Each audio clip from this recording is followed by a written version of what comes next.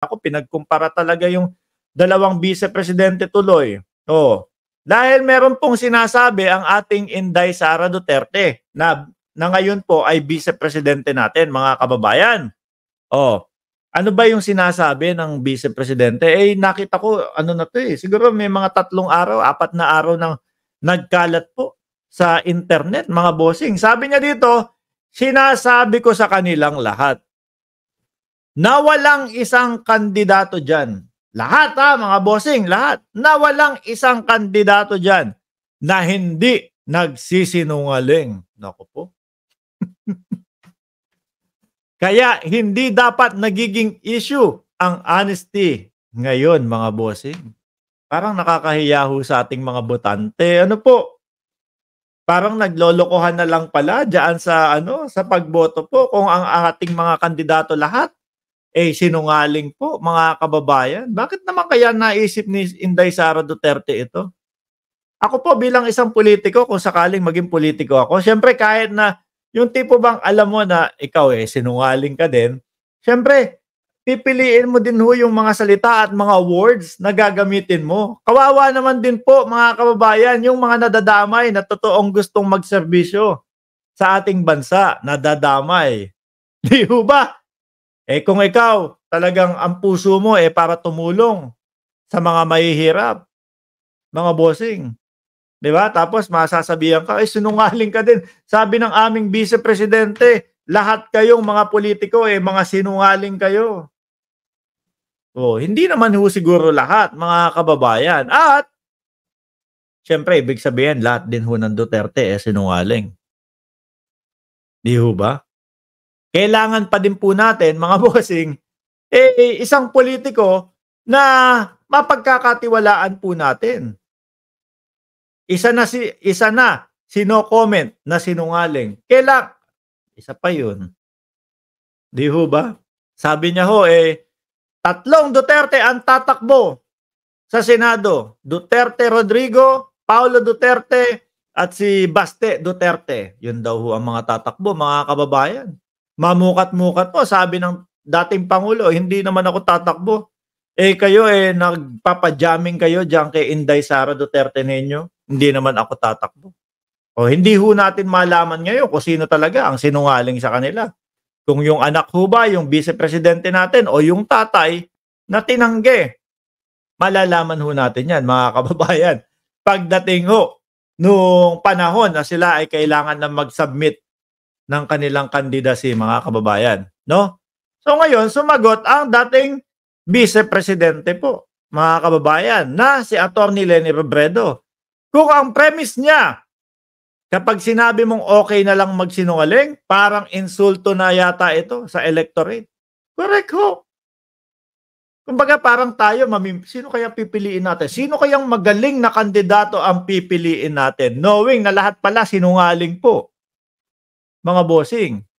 Parang naglolokohan na lang pala tayo eh. Lahat naman pala yang politiko na yan, wala tayong mapagkakatiwalaan eh.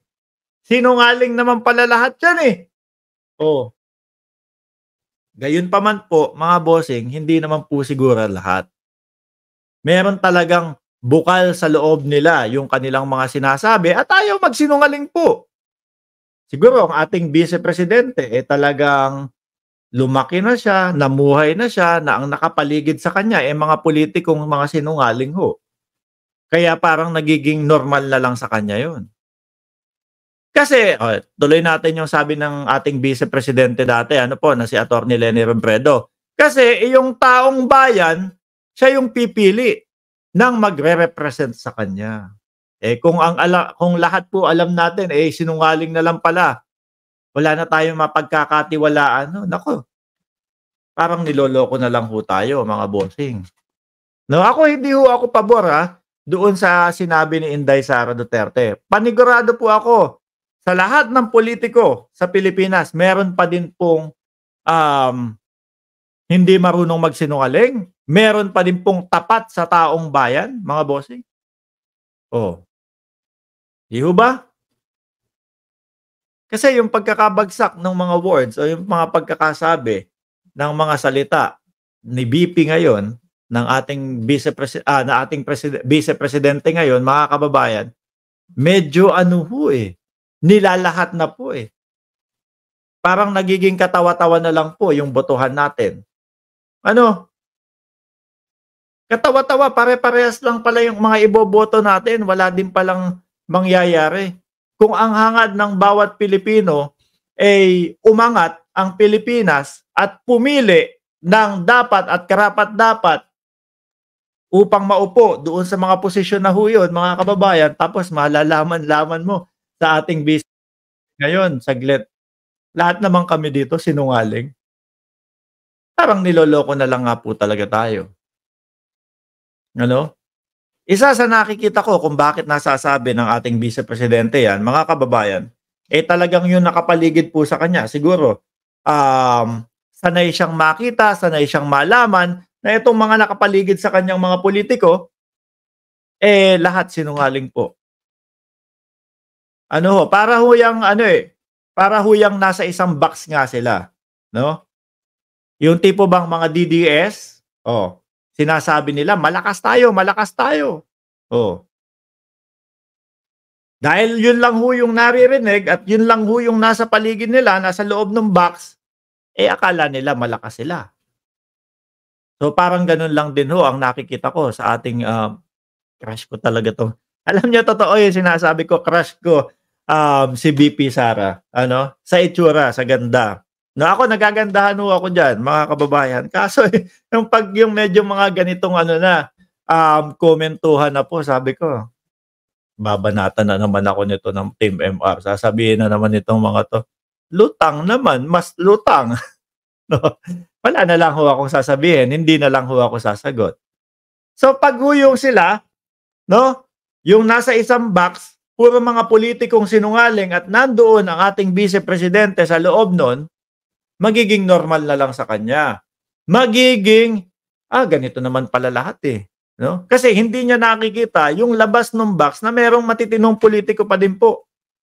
Na merong mga matitinong tao na gustong ano, pangunahan at maging leader ng ating bansa upang umangat ang ating bansa ulit. Sabi ni Dante Rey, "Wag na nating problemahin kung sino ang sinungaling, basta 'pag Duterte, big no agad." Iyon ang kampante. Ano 'yan, iyon lang, kampante na ang buhay ng mga Pilipino, bistado na ang mga pagkatao nila. Sabi ni 'yan, at least meron akong kasama na uma-agree na maganda ang panlabas ng ating VP, 'di ho ba? Kaso kapagka yung ganito na, yung ganitong usapan na ho at ganito na yung mga pinag-uusapan, yung sasabihin, yung VP mo, Mark." Mark lang kasi tawag nila, minsan boss, sabi ko, "Wag niyong tawagin boss, busabos." Ano?